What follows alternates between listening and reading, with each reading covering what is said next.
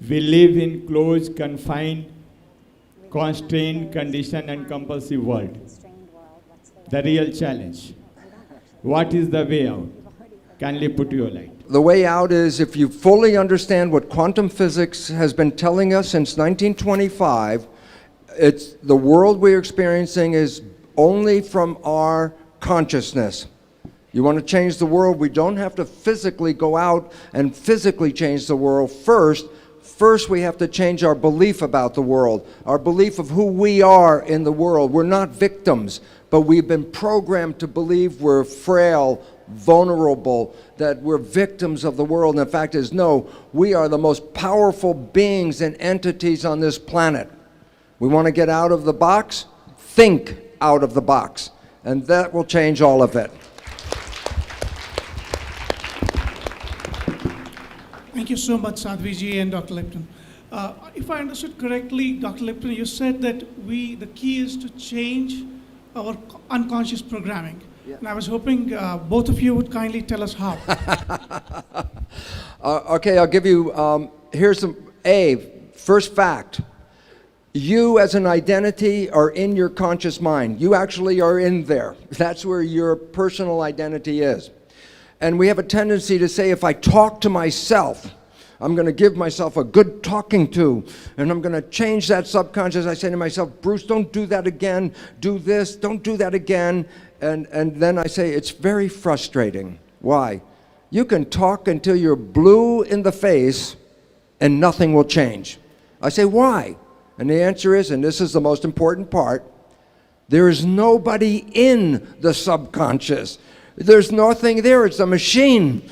It's a record playback device, so you can talk to the machine as much as you want. If you don't know how to push the record button, nothing's going to happen. So then I say, how do you change the program? I say, how did you get the program? The first 7 years, your brain was in theta, hypnosis. So I say, you want to change the program? Every night when you go to bed, just as your mind disconnects, just as you fall into sleep, your brain is now operating in theta. So if you put earphones on your head and you play a tape, a program, a CD of what you want, as your conscious mind disconnected, your subconscious is downloading. So you just play that tape as you go to bed, and after a number of playings, your subconscious will learn the new program without even your conscious being involved. That's number one. After age 7, how do we put a program in? Repetition. How did you do anything? You repeated it over and over again. How long did it take you to learn the alphabet? How many times did you have to go from A to Z before you could remember the whole alphabet? When you drove a car, you didn't know how to drive a car until you did what? You practiced. You repeated. So if you want to change a program, you put into your mind a repetition. And it's not recognize this, what you want to change doesn't exist. So when you put in the new program, it'll sound strange. So let's say you are sick, you have a disease, and I say, what program do I want? I am healthy.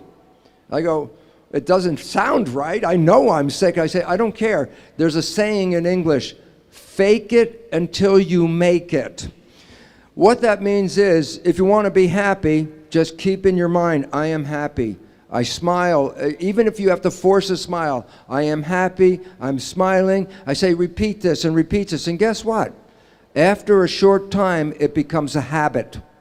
And when you're in that habit, you don't even have to think, I am happy.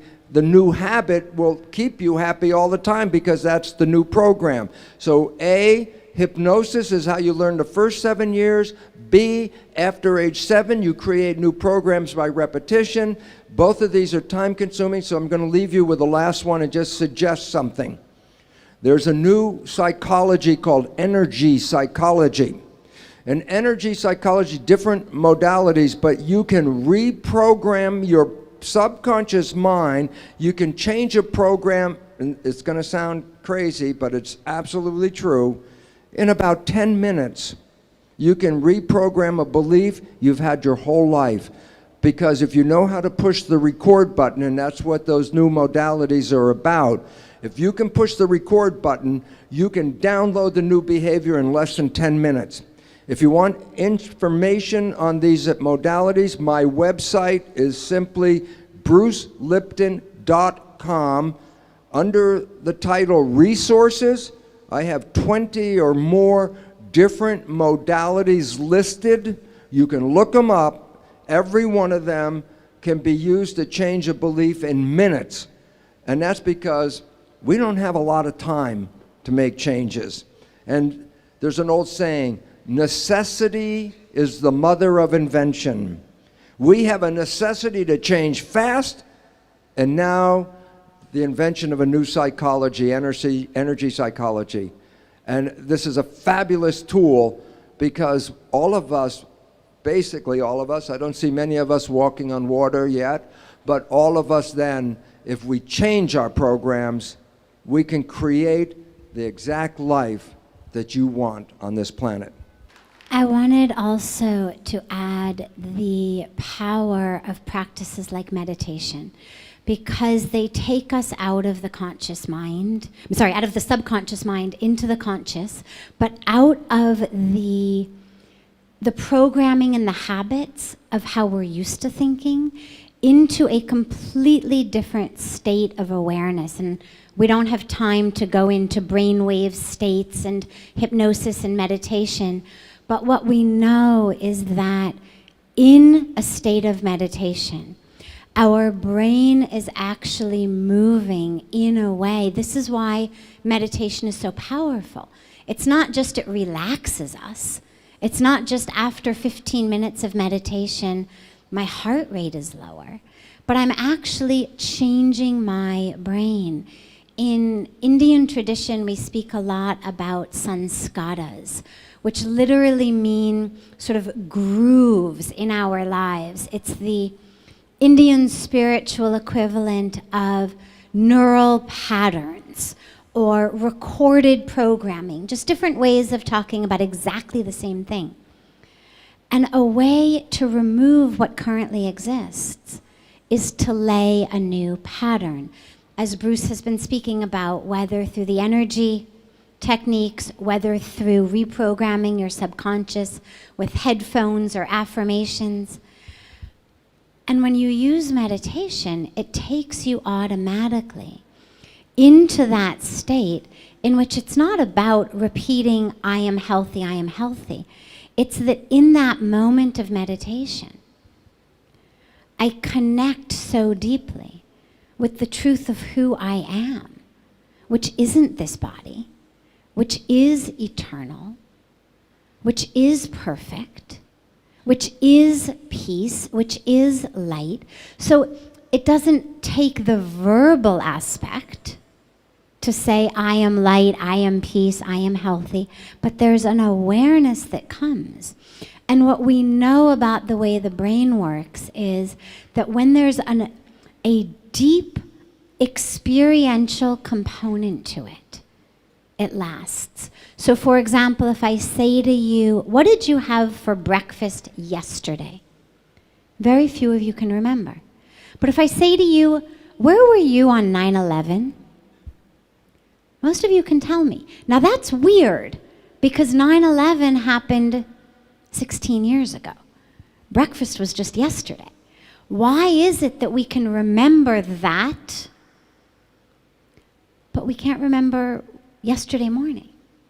And what it has to do with is the level of presence, the activation of our conscious awareness in that actually made it stick.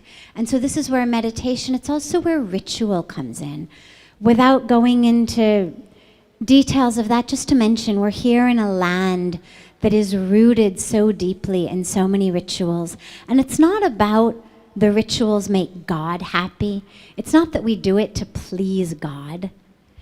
We perform rituals because what the sages and the saints realized is there's a power of that to transform our programming, to transform our sanskaras, our grooves, our neural networking, and to actually be able to walk out of that ritual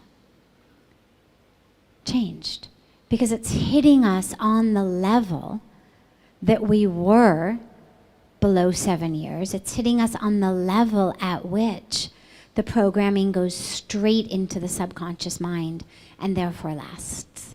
They did a recent study where they looked at some genes controlling inflammation.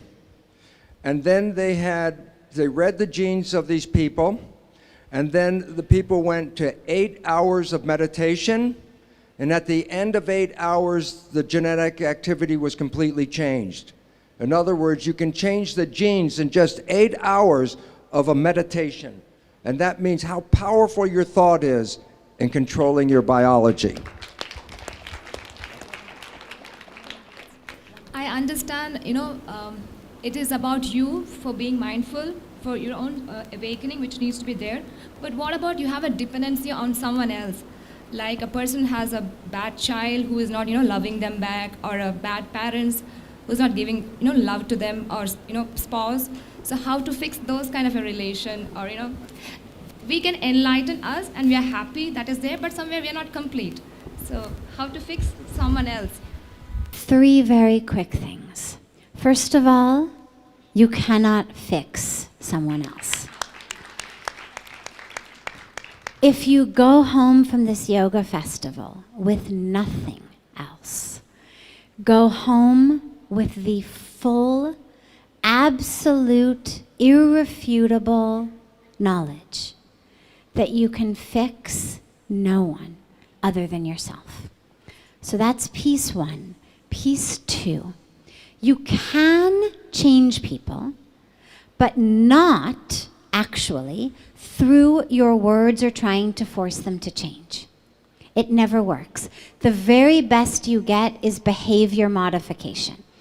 You have a fit every time they don't help you with the dishes. They're tired of mom having a fit, because when mom has a fit, then they can't watch TV, so they remember, okay, we have to help with the dishes. But the reason that you had a fit for them not helping with the dishes to begin with had nothing to do with the dishes, and everything to do with they should respect me, they should love me. The dishes are just a symbol.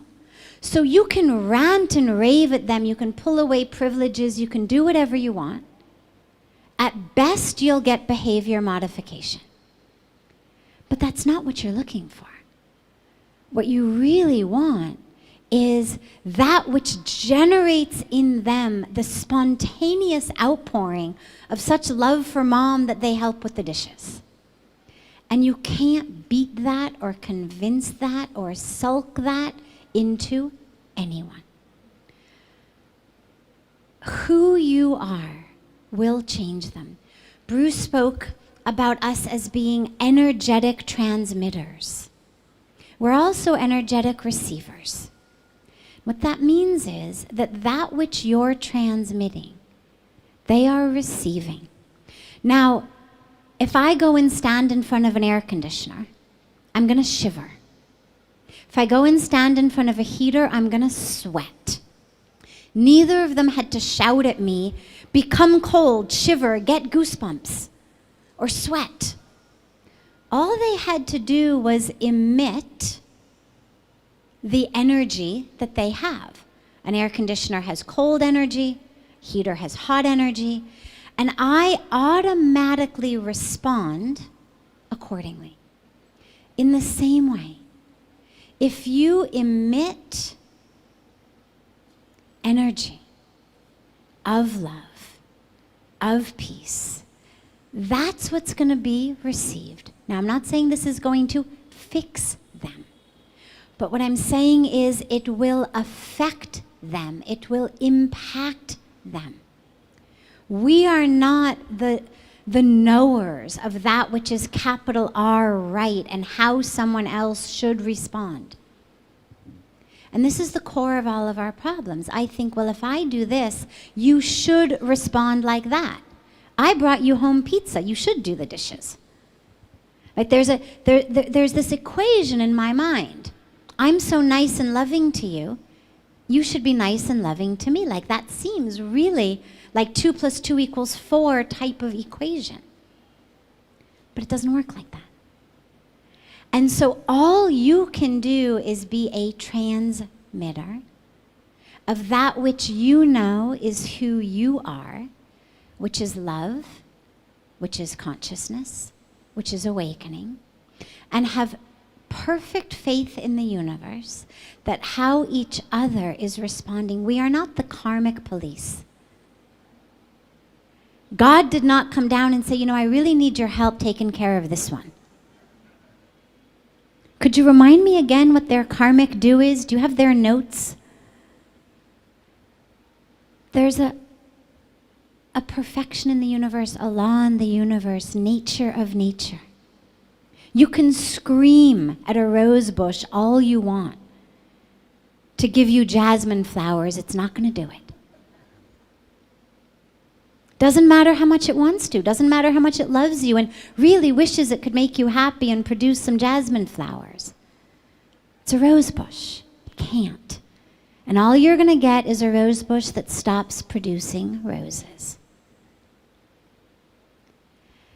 And the very last piece of this is the crucial awareness that I may be dependent on someone for something physical. I may be in a relationship where someone else brings home we don't eat bacon, but someone else brings home the bread. So I'm physically dependent for my bread on that person. My house is in someone else's name. I'm physically dependent on them for the roof over my head. But I am not dependent on anyone for my state of mind. My peace, my happiness is not dependent on you.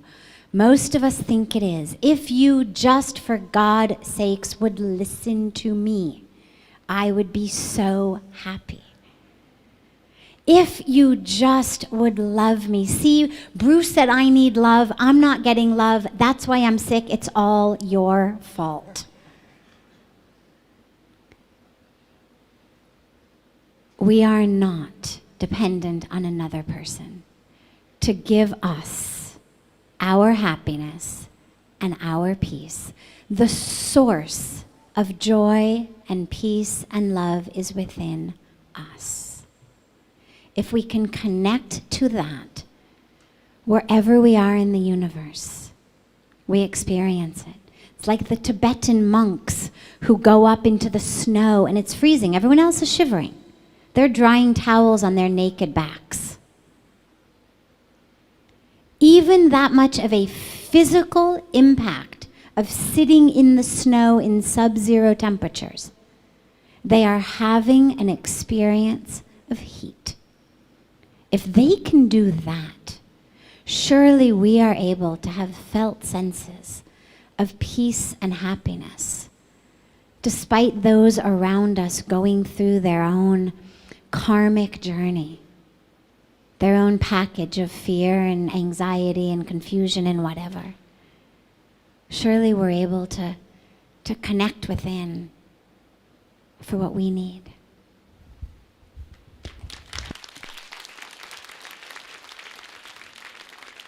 Thank you. That shortens my answer immensely. The simple truth is, Sadhvi said, you cannot change anyone but yourself. And if you try and you start to realize you put all that effort in to help somebody and it doesn't come back, they're not affected by it. You're the one that's affected by it. If you know this, the best thing to do is to recognize you can be a model of what you want, but you can't really make anybody else unless they want it. They will not change. So helping somebody only works if they ask for the help. If they don't ask for that help, that you're using up your energy and it's not coming back. And I really feel that's the most important thing, because how frustrated we feel when we know that somebody could do better or be healthier and you could help them and they're not listening. It's not in their program at that time. When their program is ready to change, they will come to you and ask for the help instead of us going to them. It will save your energy, save your life and your joy, and you could use it to a much better effect by creating an area, an aura, an energy around yourself that others want that. And then you will become the teacher. And that's what it's all about. Thank you very much.